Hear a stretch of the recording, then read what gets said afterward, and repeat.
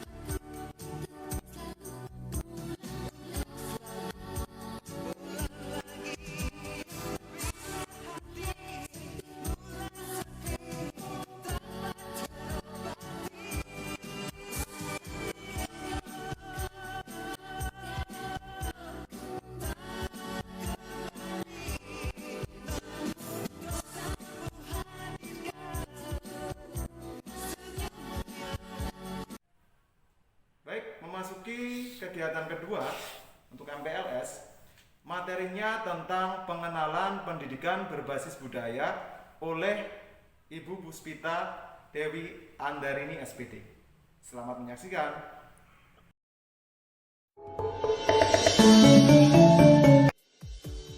Halo semuanya, jadi pada materi pendidikan berbasis budaya lokal, kita akan mempelajari 7 pembahasan penting. Yang pertama, pengertian pendidikan dan budaya lokal. Yang kedua, peran budaya dalam dunia pendidikan. Yang ketiga, upaya peningkatan pendidikan berbasis budaya. Yang keempat, macam pembelajaran berbasis budaya. Yang kelima, bentuk dan nilai yang dikembangkan dalam pembelajaran berbasis budaya. Yang keenam, ada model pembelajaran berbasis budaya. Dan yang ketujuh, ada contoh pembelajaran berbasis budaya. Kita akan mulai dari yang pertama, yaitu pengertian pendidikan. Menurut Unang 2013, pendidikan merupakan usaha sadar yang diperuntukkan oleh seluruh manusia yang bersifat universal, yang bisa dilakukan dimanapun, kapanpun, serta tidak adanya batasan waktu. Ia juga menyebutkan bahwa pendidikan adalah suatu usaha yang sadar dan sistematis dalam mengembangkan potensi peserta didik. Selanjutnya yaitu pengertian budaya lokal. Menurut Nurdin tahun 2009, budaya lokal dapat dipahami sebagai kegiatan manusia secara fisik material, kondisi moral, mental, dan spiritual, mulai dari proses usaha akan penertiban diri sebagai pribadi dan kebersamaan dalam kelompok masyarakat, sehingga membudaya dalam totalitas kehidupan. Selanjutnya, pendidikan budaya lokal.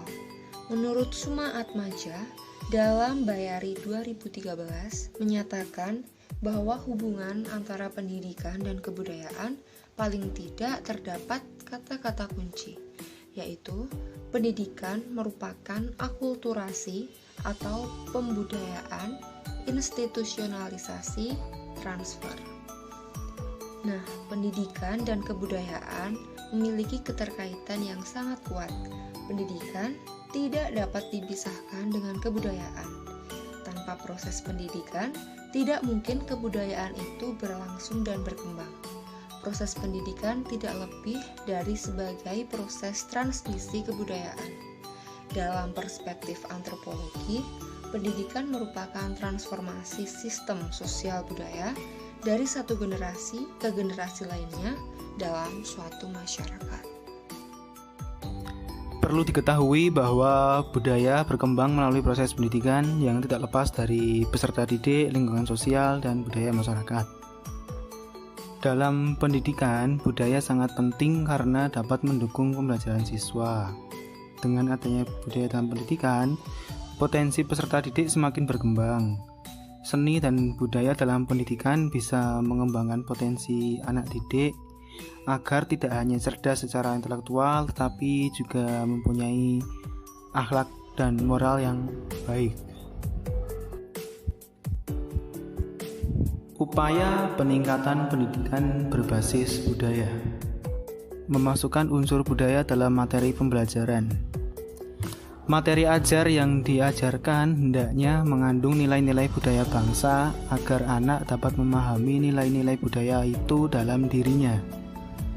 Materi yang diajarkan sebaiknya tidak hanya terfokus pada materi menghitung, membaca, maupun pemahaman perkembangan iptek, melainkan juga pada tentang budaya bangsa yang ada. Memberikan materi tentang budaya. Dengan pemberian mata pelajaran yang terfokus pada budaya akan memudahkan dalam menyalurkan budaya pada diri peserta didik. Menciptakan suasana kelas yang menyenangkan melalui permainan berunsur budaya. Salah satu hal yang dapat guru lakukan adalah dengan memberikan permainan dalam konteks pembelajaran yang memiliki unsur budaya. Dalam permainan yang telah dirancang oleh guru harus memperhatikan sikap dan tingkat kesopanan dan keteraturan siswa saat bermain. Mengenalkan bentuk budaya dalam pembelajaran. Saat proses pembelajaran berlangsung, para guru harus dapat memberikan pengetahuan kepada siswa dengan mengenalkan bentuk budaya pada siswa, seperti peninggalan sejarah berupa candi-candi yang menjadi ciri khas bangsa, mengenalkan pakaian adat bangsa, mengenalkan suku-suku yang ada dalam negara, serta bentuk-bentuk budayanya yang ada. Menanamkan nilai-nilai luhur pada anak. Baik guru maupun orang tua harus mengenalkan serta menanamkan nilai-nilai luhur pada anak, agar anak dapat memahami nilai-nilai luhur yang berasal dari budaya bangsa kita sendiri. Memberikan contoh perilaku yang berbudaya. Baik guru maupun orang tua dalam mengajar dan mendidik harus memberikan contoh tauladan perilaku baik pada anak. Hal ini agar anak dapat mencontoh perilaku berbudaya serta dapat menerapkannya dalam kehidupan sehari-hari. Macam-macam pembelajaran berbasis budaya menurut Goldberg tahun 2000. Belajar tentang budaya atau menempatkan budaya sebagai bidang ilmu. Budaya dipelajari dalam satu mata pelajaran khusus dan tidak diintegrasikan dengan mata pelajaran yang lain. Namun banyak sekolah yang tidak memiliki sumber belajar yang memadai sehingga mata pelajaran tersebut menjadi mata pelajaran hafalan dari buku atau cerita guru yang belum pasti kebenarannya. Belajar dengan budaya. Belajar dengan budaya menjadikan budaya dan perwujudannya sebagai media pembelajaran dalam proses belajar. Konteks dari contoh tentang konsep atau prinsip dalam mata pelajaran serta konteks penerapan prinsip atau prosedur dalam suatu mata pelajaran. Belajar melalui budaya. Belajar melalui budaya merupakan metode yang memberikan kesempatan kepada siswa untuk menunjukkan pencapaian pemahaman atau makna yang diciptakannya dalam suatu mata pelajaran melalui ragam perwujudan budaya. Bentuk dan nilai yang dikembangkan terbagi menjadi 3 wujud budaya. Yang pertama, wujud ideal atau ada tata kelakuan yang abstrak yang terletak di alam pikiran masyarakat.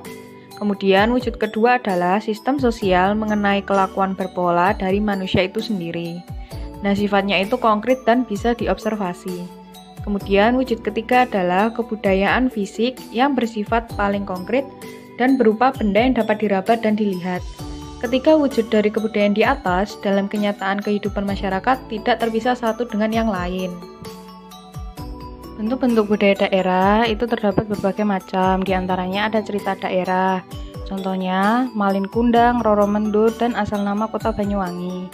Yang kedua ada tari-tarian, seperti contohnya tari kancet papatai atau tari perang suku Dayak. Kemudian selanjutnya ada tembang atau lagu daerah, nah contohnya itu seperti lagu Ilir-Ilir dan Sluku-Sluku Batok. Yang keempat ada permainan. Nah, contoh permainan daerah itu seperti bentik, jamuran ataupun ada dakon juga. Kemudian yang kelima seni pertunjukan. Di antaranya ada wayang, ketoprak, reok ponorogo dan masih banyak lagi.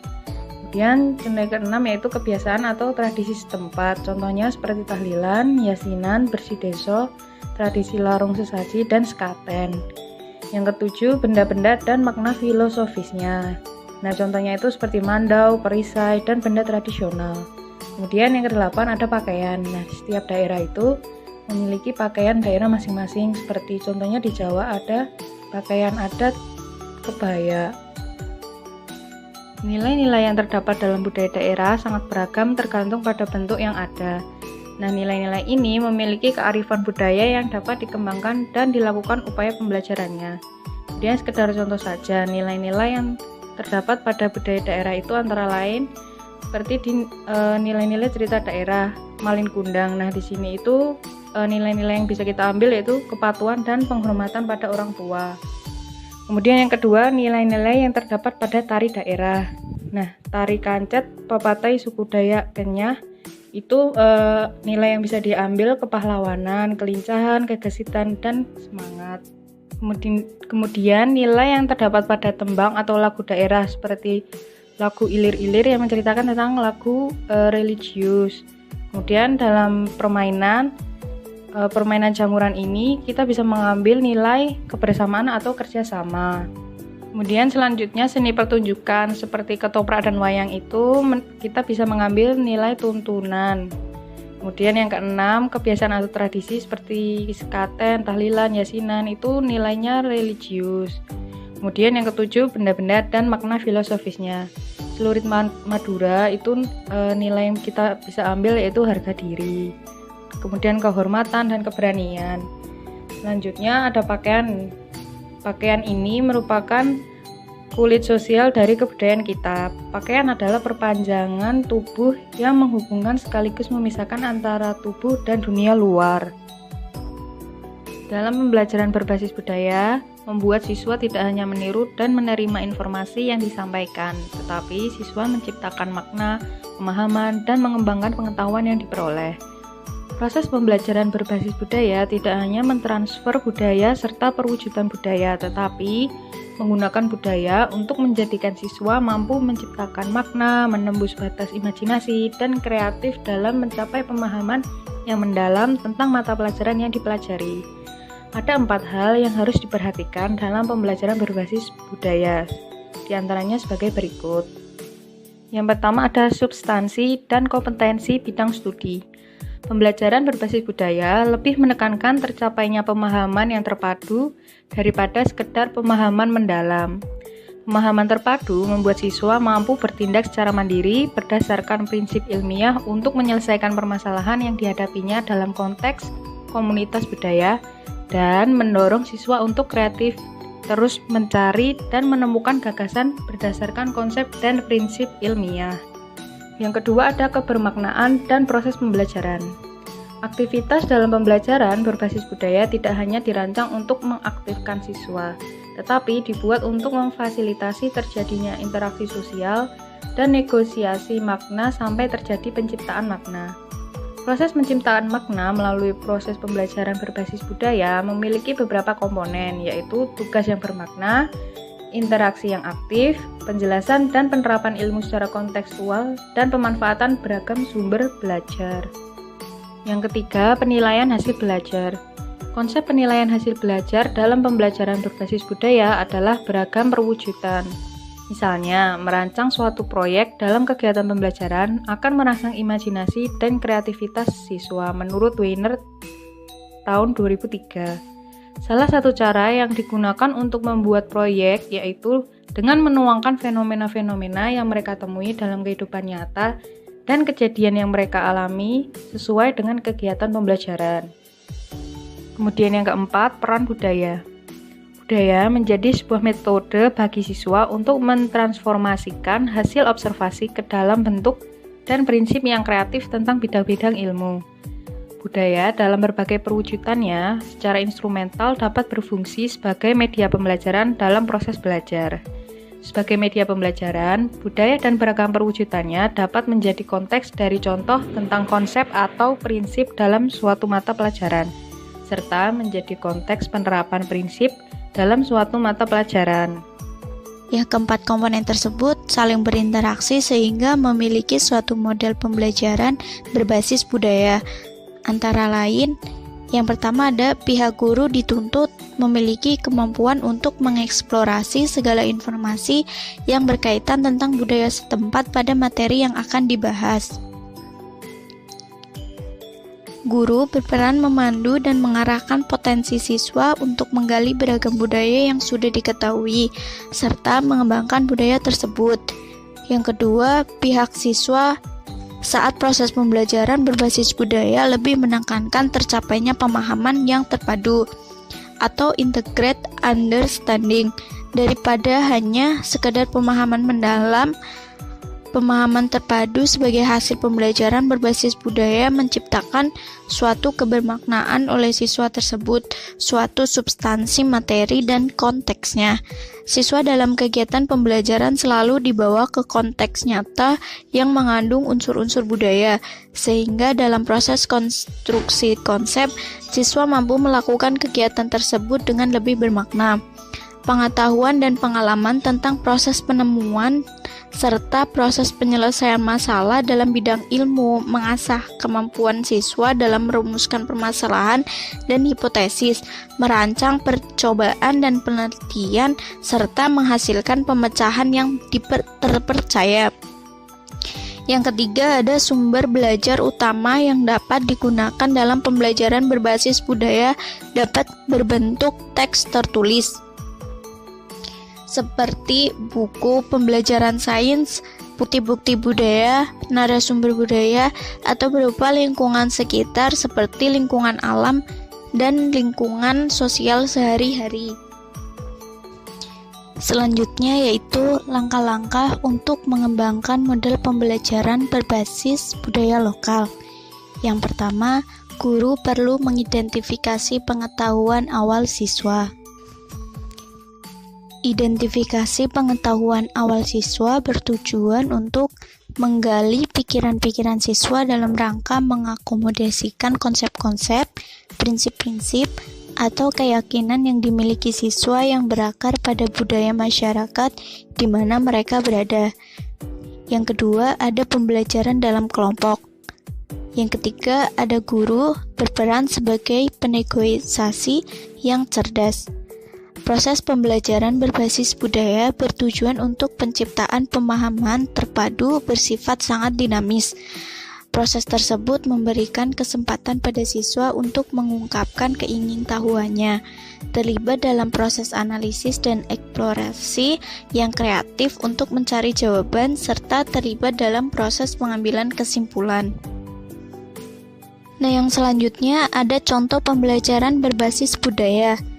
Dilihat dari perspektif antropologi, pendidikan nasional perlu mempertimbangkan pendekatan pembelajaran yang bertumpu pada local genius atau indigenous learning, karena menurut Olim dalam Bashari bahwa indigenous learning style adalah berupa pendekatan dan strategi dalam memperoleh pengetahuan dan keterampilan yang tumbuh kembang pada setiap entitas, yang pada umumnya dipergunakan dalam mempelajari perilaku pembelajaran individual dan kelompok yang menyatu dengan akar budaya entitas tersebut yang berlangsung sama tuannya dengan kebudayaan sendiri.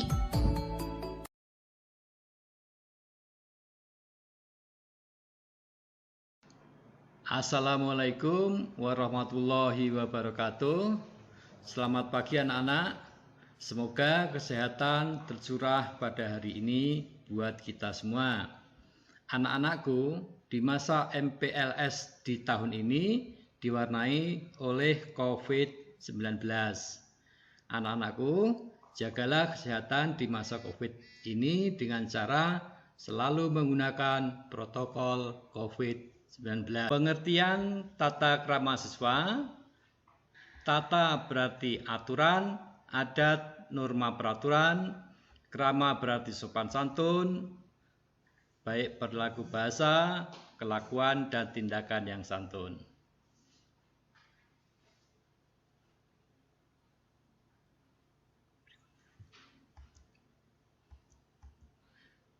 Sumber-sumber tata krama: agama, adat istiadat, aturan-aturan pergaulan secara luas, budaya nasional. Akibat tidak mempunyai tata krama, tidak memiliki rasa percaya diri ketika menghadapi masyarakat dari tingkat manapun. Tingkah laku dan ucapannya tidak mempertimbangkan serta mencerminkan perhatian kepada orang lain. Tidak berlaku sopan, ramah, dan selalu menunjukkan sikap yang tidak mempertimbangkan serta mencerminkan perhatian kepada orang lain.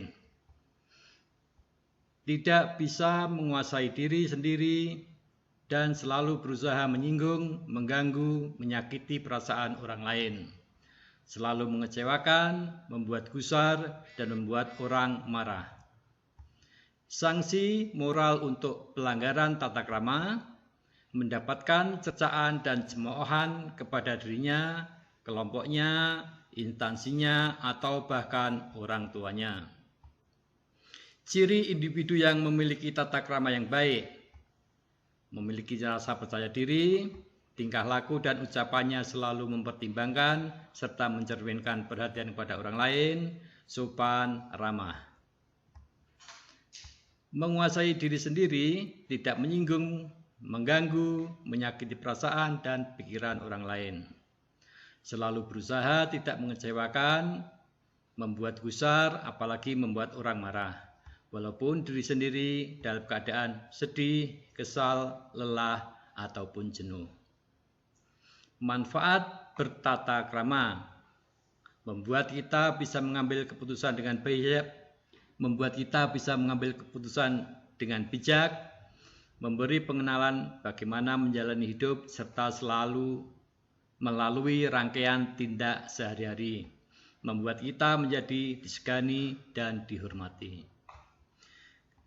Mudahkan hubungan baik dengan orang lain, memberi keyakinan pada diri sendiri dalam setiap situasi, menjadikan kita dapat memelihara suasana yang baik dalam berbagai lingkungan. Tingkah laku menjadi terkontrol, bisa menjadi contoh teladan. Tata krama di lingkungan keluarga. Jangan berjalan mendahului orang yang lebih tua. Bersikap ramah dan ceria. Memenuhi panggilan mereka dengan senang hati. Berbicaralah dengan lemah lembut. Turuti perintah orang tua selama tidak melanggar agama. Biarkan mereka makan dan minum terlebih dahulu. Mohonkan ampunan dan rahmat untuk mereka. Perlakukan mereka dengan penuh rasa hormat. Temani mereka dengan baik. Jangan sampai menyinggung perasaan orang tua. Di lingkungan sekolah, bersalaman ketika bertemu dan mengucapkan salam. Memperhatikan dengan penuh kesungguhan ketika guru menjelaskan. Selama belajar, jangan bergurau, mengobrol dengan teman yang lain. Jadikan gurumu sebagai orang yang engkau muliakan, hargai dan hormati, serta bersikaplah lemah lembut pada beliau.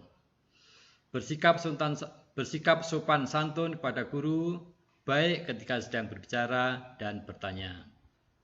Selalu menghormati guru dimanapun dan dikapanpun, meskipun terkadang guru membuat kita jengkel. Selalu berpikir jika yang guru lakukan adalah untuk kebaikan kita. Di lingkungan masyarakat, saling tolong-menolong, menghormati, persaudaraan, pemurah, penyantun, serta menepati janji. Berkata sopan dan berlaku adil, menerima sesuatu selalu dengan tangan kanan, tidak berkata jorok, kasar dan sombong, tidak meludah dan membuang sampah di sembarang tempat. Di lingkungan bangsa dan negara, pemimpin harus selalu berupaya menghapus segala bentuk penindasan dan berdiri di belakang orang yang memegang syariat agama. Tidak menyanjung dirinya sendiri melebihi orang lain. Adil terhadap seluruh rakyat tanpa melihat status sosial, kasih sayang dalam interaksi sama warganya, menebarkan rahmat dan kebaikan masyarakat. Hubungan pemimpin dan rakyatnya harus seperti hubungan ayah terhadap anaknya. Hubungan sesama rakyat harus seperti hubungan sesama manusia. Tata krama pergaulan antara laki-laki dan perempuan. Menutup aurat, menjauhi perbuatan zina. Laki-laki tidak boleh berdua-duaan dengan perempuan yang bukan mahramnya. Laki-laki tidak boleh bersentuhan dengan perempuan yang bukan muhrim.